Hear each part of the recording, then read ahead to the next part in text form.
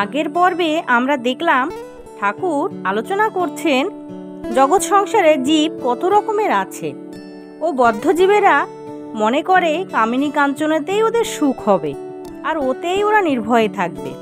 বদ্ধজীবেরা কখনো ঈশ্বর চিন্তা করে না। কিন্তু এই সময় ওইখানে একজন উপস্থিত ভক্ত ঠাকুরকে জিজ্ঞাসা করলেন, আচ্ছা মহাশয়, এরূপ সংসারী জীবের কি কোনো উপায় নেই? ঠাকুর তখন বললেন, কেন থাকবে না, অবশ্য আছে। সেটা হলো মাঝে মাঝে সাধুসঙ্গ করতে হয় আর মাঝে মাঝে নির্জনে থেকে ঈশ্বর চিন্তা করতে হয়, সদা সর্বদা বিচার করতে হয় আর তার কাছে প্রার্থনা করতে হয়, আমাকে ভক্তি দাও, বিশ্বাস দাও। ঠাকুর তখন কেদারকে বললেন, বিশ্বাসের কত জোর তা তো শুনেছ। পুরাণে আছে রামচন্দ্র যিনি সাক্ষাৎ পূর্ণব্রহ্ম নারায়ণ, তার লঙ্কায় যেতে সেতু বাঁধতে হয়েছিল।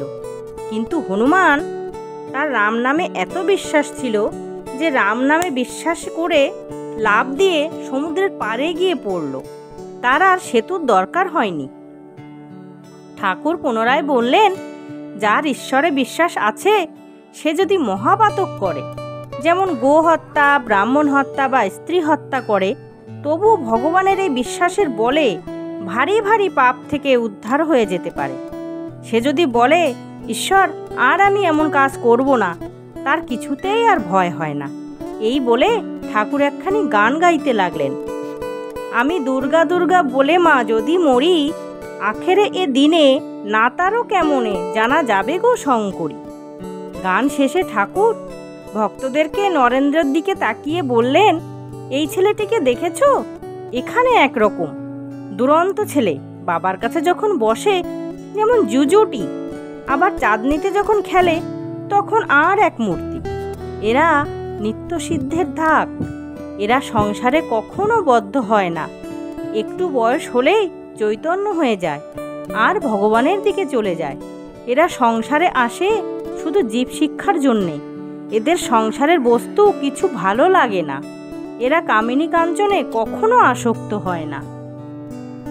এই কথা বলে ঠাকুর বেদের থেকে একটি উপমা আনলেন। তিনি বললেন, বেদে আছে হুমা পাখির কথা। এরা আকাশে খুব উঁচুতে থাকে এবং আকাশেই ডিম পাড়ে। এত উঁচুতে থাকে যে ডিমটা পড়ার পর সেই ডিম উঁচু থেকে অনেক দিন ধরে পড়তে থাকে। ডিম পড়তে পড়তেই ফুটে যায় আর ছানাটাও পড়তে থাকে।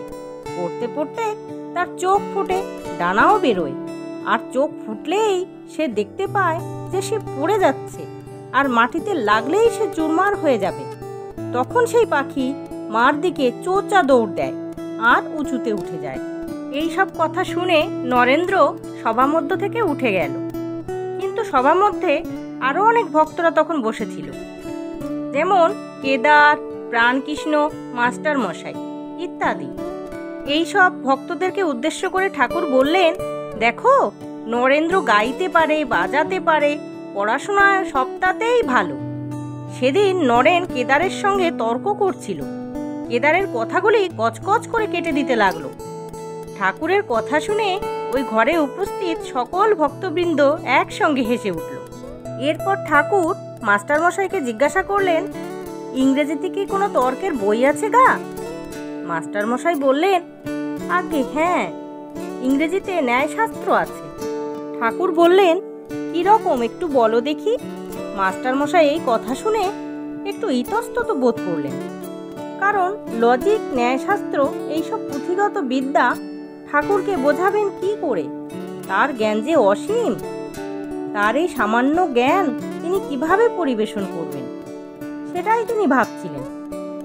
মাস্টারমশাই তারপর একটু ভেবে বলা শুরু করলেন, ন্যায়শাস্ত্রে বিভিন্ন ধরনের লজিকের কথা বলা আছে, যেরকম সাধারণ সিদ্ধান্ত, বিশেষ সিদ্ধান্ত, এইসব বিষয়ে বেশ কিছু কিছু কথা ঠাকুরকে শোনাচ্ছিলেন।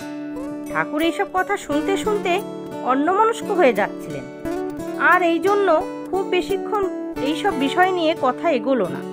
মাস্টারমশাইও থেমে গেলেন। এতক্ষণ আমরা আলোচনা করছিলাম শ্রী শ্রী ঠাকুরের কিছু অমৃত কথা। দেখা হচ্ছে আবার পরের ভিডিওতে। ততক্ষণ আপনারা সকলে সুস্থ থাকবেন। নমস্কার।